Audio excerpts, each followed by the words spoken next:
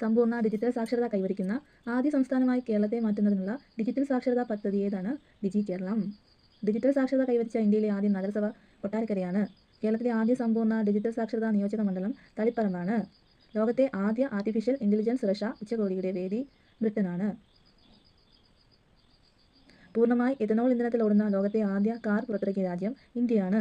Toyota കമ്പനിയാണ് ethanol ഇന്ധനത്തിൽ ഓടുന്ന ലോകത്തെ ആദ്യത്തെ കാർ നിർമ്മിച്ചത്. ലോക ജൈവ ഇന്ധന ദിനം ഓഗസ്റ്റ് 10 കേന്ദ്ര ഗതാഗത വകുപ്പ് മന്ത്രി നിതിൻ ഗഡ്കരിയാണ്. കേന്ദ്ര പെട്രോളിയം പ്രകൃതിവാതക മന്ത്രി ഹർദീപ് സിംഗ് പുരിയാണ്. കൊച്ചി കോർപ്പറേഷനിൽ നടപ്പാക്കിയ ഉദ്ബോധ് പദ്ധതി ഏത് രോഗവുമായി ബന്ധപ്പെട്ടതാണ്? ഡിമെൻഷ്യ.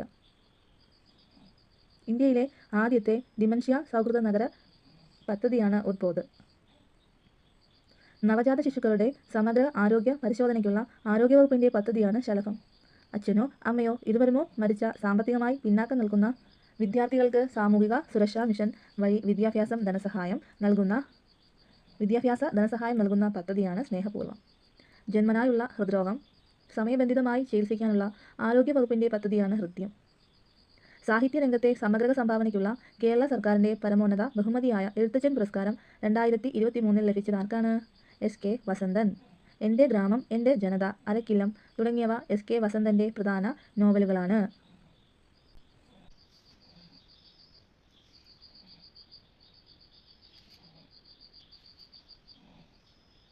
2022 എഴുത്തച്ഛൻ പുരസ്കാരം ലഭിച്ചത് സേതുവിനാണ്. എഴുത്തച്ഛൻ പുരസ്കാരത്തുക 5 ലക്ഷം രൂപയാണ്. 2023 നവംബറിൽ അന്തരിച്ച ചേർത്തല തങ്കപ്പ പണിക്കർ ഏത് കലയുമായി ബന്ധപ്പെട്ടിരിക്കുന്നു? കഥകളി. രാജ്യാന്തര കഥകളി കേന്ദ്രം ന്യൂഡൽഹിയിലാണ്. കഥകളി ഗ്രാമം എന്നു പേര് മാറ്റിയ കേരളത്തിലെ ഗ്രാമമാണ് പത്തനംതിട്ടയിൽ പമ്പയുടെ തീരത്തുള്ള ഐരൂർ. ദേശീയ കഥകളി ദിനമായി ആചരിക്കുന്നത് ഒക്ടോബർ 16.